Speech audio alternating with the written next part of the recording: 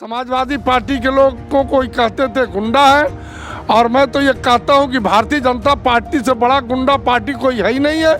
माता प्रसाद पांडे जी जो 2 बार के विधानसभा के अध्यक्ष रहे और इतना शालीन और इतनी प्रतिष्ठित ब्राह्मण परिवार, मैं समझता हूँ पूर्वी उत्तर प्रदेश क्या पूरे उत्तर प्रदेश में बहुत कम परिवार है।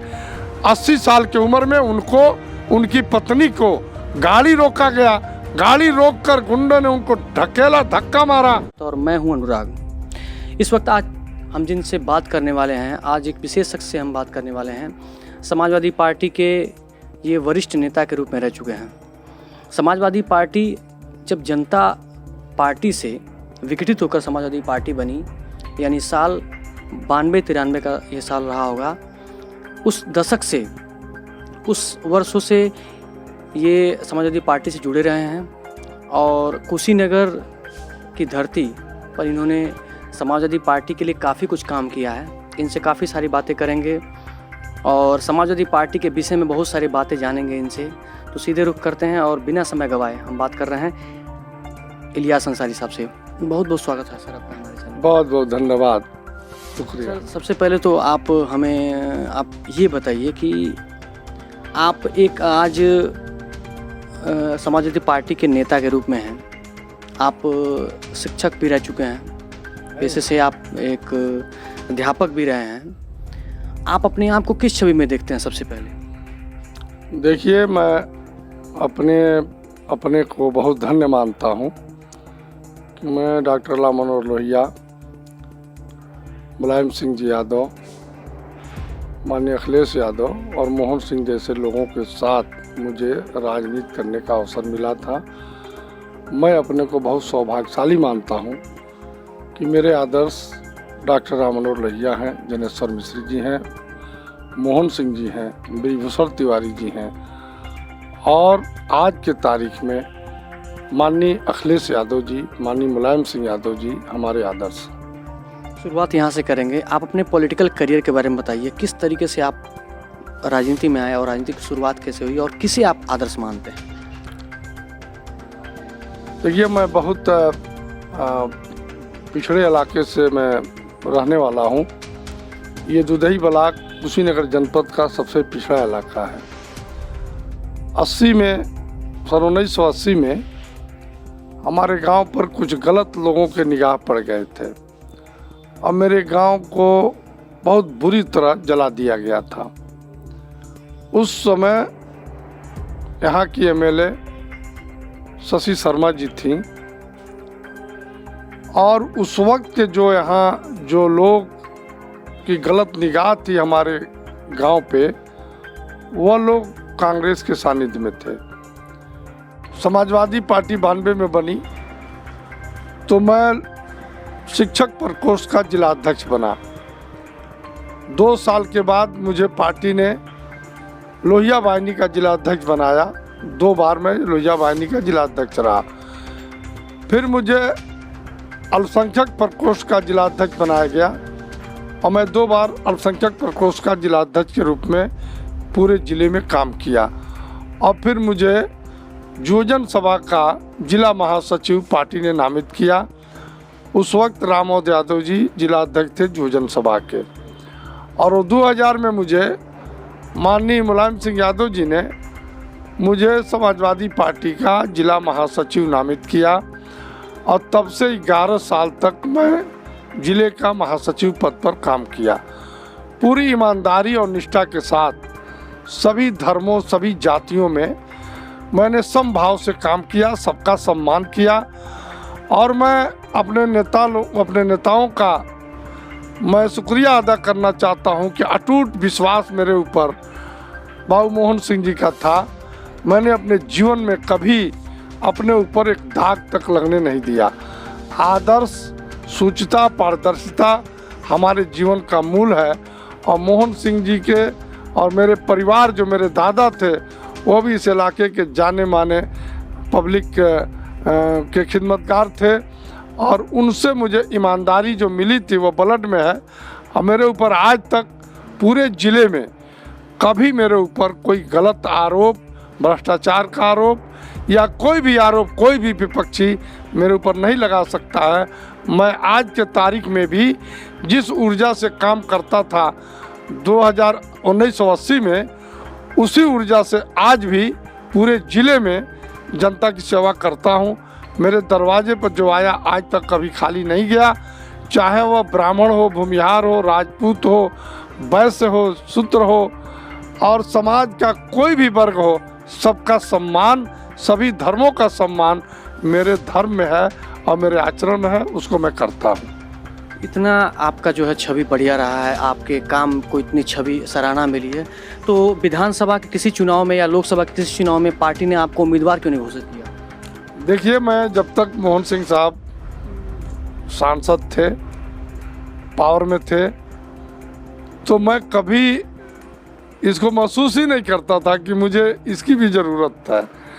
वो कहते थे तुम कभी एमएलए से कम तुमको लोग नहीं जिले में मानते हैं। मैं 3 बार से लगातार समाजवादी पार्टी के उम्मीदवार के लिए उम्मीदवारी करता हूं पार्टी में। पार्टी पिछले बार मुझे टिकट भी दे दी और मैं 1.5 महीना तक प्रचार प्रसार भी किया, लेकिन अंत में माननीय नेताजी मुलायम सिंह यादव जी ने हस्तक्षेप किया और मुझे टिकट मेरा कटा और मुझे जिलाध्यक्ष समाजवादी पार्टी कुशीनगर बनाया गया। मैं 3-4 बार से टिकट मांगता हूं, पार्टी का आदेश मेरे लिए सर्वोपरि होता है। पार्टी टिकट लड़ाई पिछली बार तो लड़ा। तो ये कंपनसेशन के रूप में तो नहीं था कि आपको पार्टी ने टिकट नहीं दिया तो जिलाध्यक्ष बना दिया गया?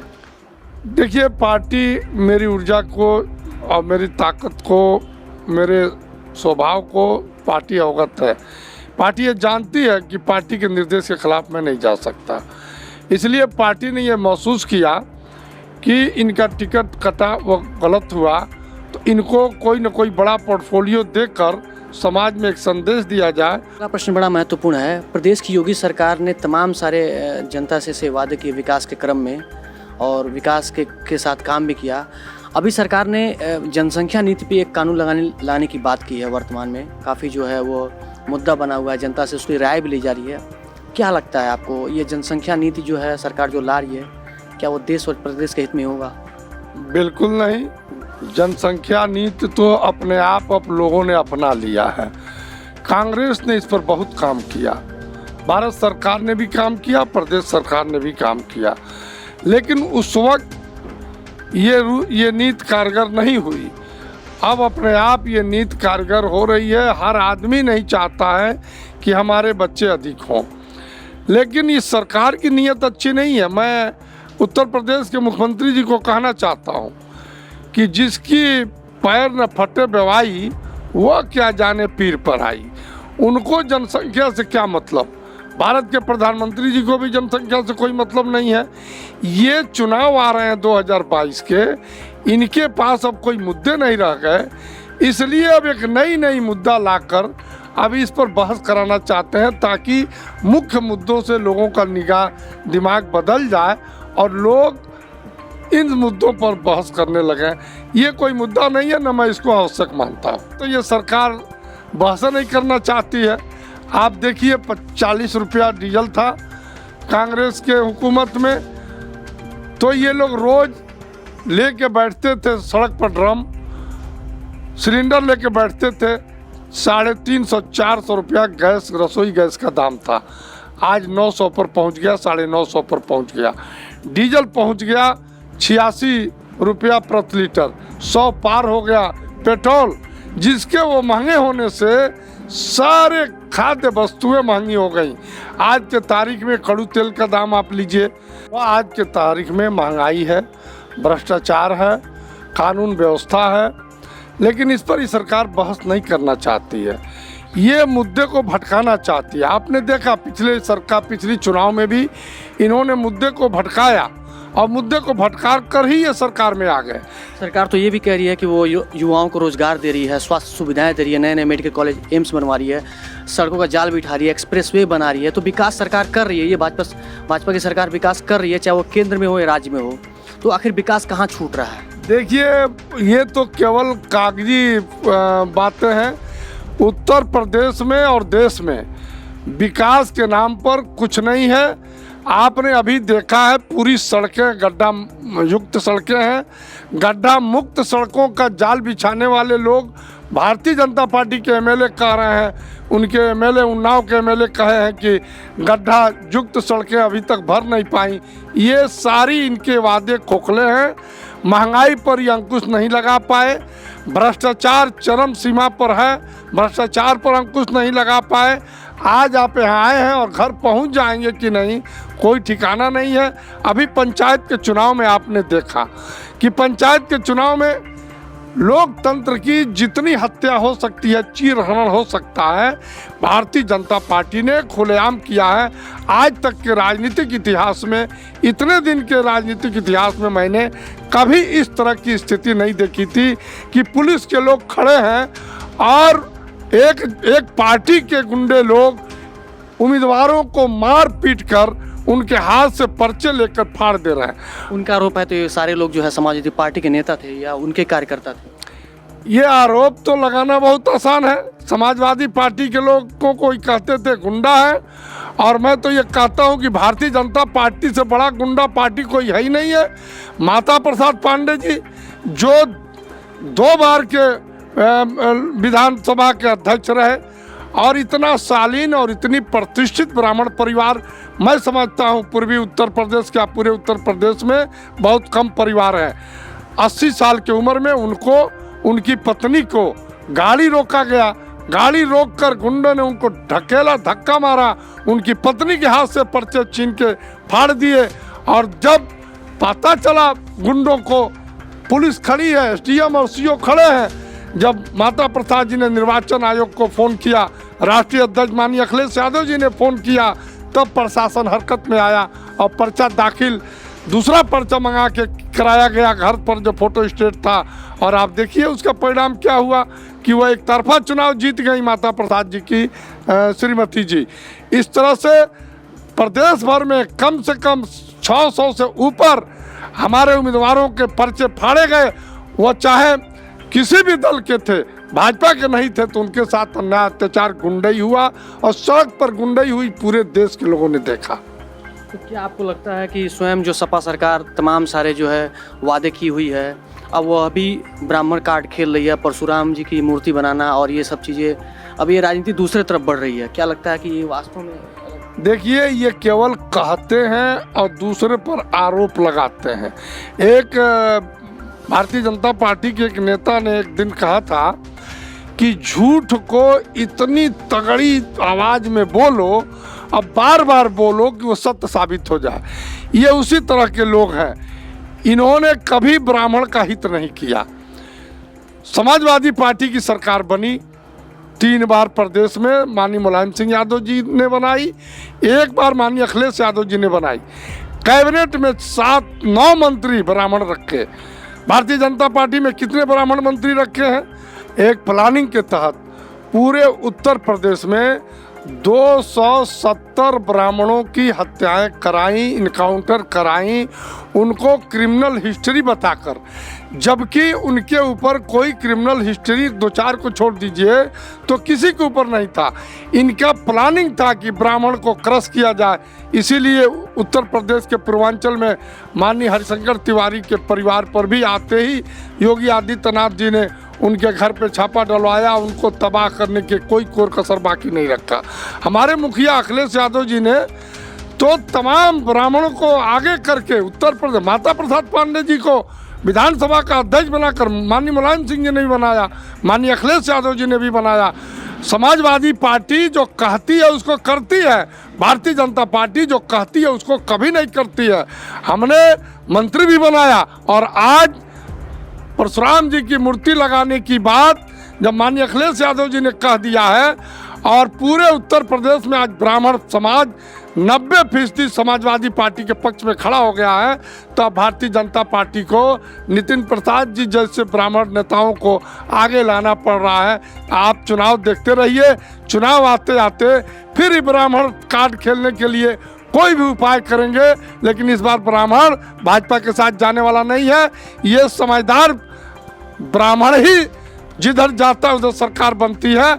आज ब्राह्मण समाजवादी पार्टी के साथ अखिलेश यादव जी के साथ खड़ा है और समाजवादी पार्टी की सरकार 2022 में बनने जा रही है। तो मिशन 2022 अगला विधानसभा जो चुनाव होने वाला है बड़ा महत्वपूर्ण होगा आपके लिए, क्योंकि आप जो है विपक्ष में सबसे मजबूत हैं उत्तर प्रदेश में। तो आपकी विपक्ष की जो सरकार है वो किस तरह किस रणनीति से चुनाव लड़ेगी? क्या महंगाई मुद्दा होगा, कौन कौन से मुद्दे होंगे और आप सरकार बना पाएंगे? देखिए, सरकार हम नहीं, मतलब हम तो स्पष्ट बहुमत से भी अधिक सीटें पाने जा रहे हैं। स्पष्ट बहुमत से भी अधिक सीटें पाकर माननीय अखिलेश यादव जी 350 से अधिक सीटें पाकर उत्तर प्रदेश के मुखिया बनने जा रहे हैं और सरकार तो बनेगी। हमारी योजनाएं तैयार हो गई हैं। माननीय अखिलेश यादव ने कोरोना काल में स्वयं बहुत मेहनत किया और अपने कार्यकर्ताओं को जनता के बीच जाकर उनकी मदद करने का, इलाज करने का सलाह दिया और अपने उन्होंने इस बीच चुनाव में कौन कौन मुद्दे होंगे, क्या लेकर हम जनता के बीच जाएंगे, पार्टी ने पूरी तैयारी कर ली है। हम बहुत आक्रामक तरीके से चुनाव में उतरने जा रहे हैं और समाजवादी पार्टी की सरकार बनने जा रही है। बहुत बहुत धन्यवाद। ये थे हमारे साथ इलियास अंसारी जी, जो पेशे से शिक्षक भी रह चुके हैं और समाजवादी पार्टी के वरिष्ठ नेता हैं। समाजवादी पार्टी की जब शुरुआत हुई थी तब से यह समाजवादी पार्टी से जुड़े हुए हैं। इन्होंने तमाम सारे सवालों के जवाब दिए प्रखर तरीके से और पूरी तरह से बताया कि समाजवादी पार्टी जो है अगले चुनाव के लिए, विधानसभा चुनाव के लिए तैयार है और अगली सरकार ये बनाने जा रहे हैं जनता के बीच में। अब देखना है वाकई ये विधानसभा जो चुनाव है कितना महत्वपूर्ण होने वाला है, क्योंकि जनता अब चुनाव विकास और महंगाई के मुद्दे पर ही देने वाली है वोट। ऐसे तमाम जन सरोकार वाली पत्रकारिता आपके बीच बनी रही उत्तर पत्रिका के साथ। मैं हूं अनुराग मिश्रा, शुक्रिया।